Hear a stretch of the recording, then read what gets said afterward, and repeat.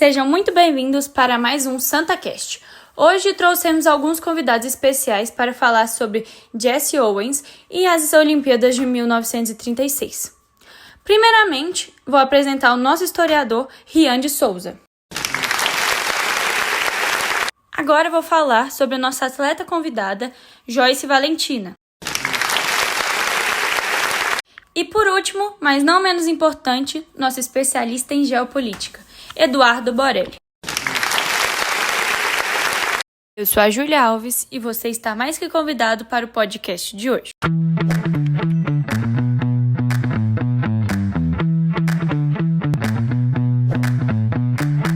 Vamos começar pela história do Jesse. Joyce, explica pra gente quem era ele. Oi, gente, tudo bem com vocês? Então, Jesse Owens foi um atleta afro-americano, nascido em 1913, que se destacou desde cedo no atletismo.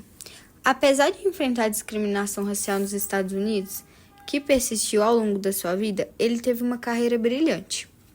Após o esporte, Owens enfrentou desafios financeiros e trabalhou em várias áreas. Ele faleceu em 1980, deixando um legado de superação e inspiração. E o que estava em jogo nas Olimpíadas de 1936? As Olimpíadas de 1936, realizadas em Berlim, foram usadas por Adolf Hitler como uma plataforma de propaganda para promover a superioridade ariana e exibir o poder do regime nazista. Com tensões globais crescentes, o evento tinha grande peso político.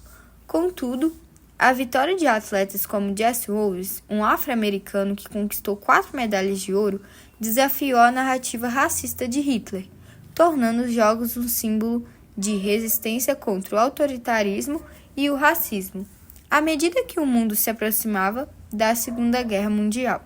Eduardo, agora para o pessoal conseguir entender mais sobre as tensões, explica pra gente o que estava acontecendo no mundo nessa época. Embora a guerra ainda não tivesse começado, as tensões estavam aumentando.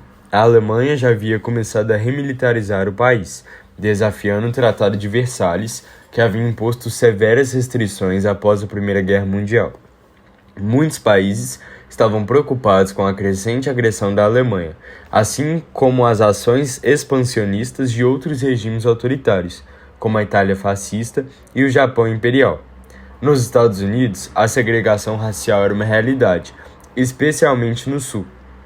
A vitória de Jesse Owens foi um marco histórico, pois um atleta negro superou competidores brancos em um palco global, ironicamente desafiando o racismo tanto de Hitler quanto de seu próprio país, onde ele ainda sofria discriminação. Durante esse período, alianças estavam sendo formadas, como a aliança entre a Alemanha, Itália e Japão, que mais tarde seria o eixo na Segunda Guerra. A Grã-Bretanha e a França observavam as movimentações da Alemanha com preocupação, enquanto a União Soviética também se preparava para proteger seus interesses. O nazismo e esses outros regimes partiram de uma teoria para poder justificar essa superioridade, certo? Qual era o nome dela e por que ela estava equivocada? A eugenia foi um conceito criado na Inglaterra por Francis Galton em 1883 que se difundiu globalmente no início do século XX, especialmente nos Estados Unidos e na Alemanha. O movimento, apesar de sua roupagem científica, visava a exclusão de elementos considerados indesejáveis da sociedade, como forma de melhorar geneticamente a população. Para isso, defendia o cruzamento de pessoas com boas características genéticas e a esterilização de grupos indesejados. O movimento eugenista perdeu força após a Segunda Guerra Mundial, quando os crimes do nazismo, que utilizou a eugenia para justificar o genocídio de judeus e outros grupos, foram revelados. E o que Hitler tinha feito até então? Até 1936, Hitler consolidou seu poder como ditador na Alemanha, eliminando a oposição política e estabelecendo um regime totalitário. Ele implementou políticas racistas, como as leis de Nuremberg de 1935, que discriminavam os judeus, e iniciou a militarização do país, violando o Tratado de Versalhes. Internacionalmente, ele buscava expandir a influência da Alemanha, preparando o terreno para futuras agressões. Até 1936, o eixo já havia iniciado agressões, com a Itália invadindo a Etiópia em 1935 e Hitler reocupando a Renânia em 1936, violando o Tratado de Versalhes. O Japão também estava em ação na Manchúria desde 1931. Essas ações marcaram desrespeito à ordem internacional e prepararam o terreno para a Segunda Guerra Mundial. Eduardo, agora você explica um pouco mais sobre a geopolítica do período pra gente?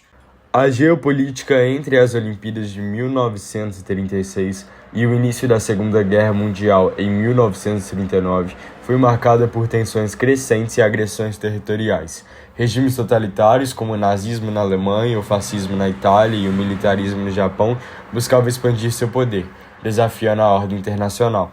As potências ocidentais, como Grã-Bretanha e França, adotaram uma política de apaziguamento, permitindo que Hitler se tornasse mais agressivo, enquanto a Alemanha rearmava suas forças e reocupava a Renânia. Conflitos regionais, como a invasão italiana da Etiópia e a invasão japonesa da Manchúria, eram sinais precoces das tensões que culminariam na guerra. Além disso, a divisão ideológica entre fascismo, comunismo e democracias liberais, somada aos efeitos da Grande Depressão, criou um ambiente propício para a ascensão de regimes autoritários e a eclosão do conflito global. Ô Joyce, como que você acha que o esporte e a geopolítica se misturaram nas Olimpíadas de 1936? Olha, as Olimpíadas de Berlim, em 1936, uniu o esporte e a geopolítica de forma bem significativa. O regime nazista de Hitler usou o evento para promover a ideologia de superioridade racial e reforçar a imagem da Alemanha.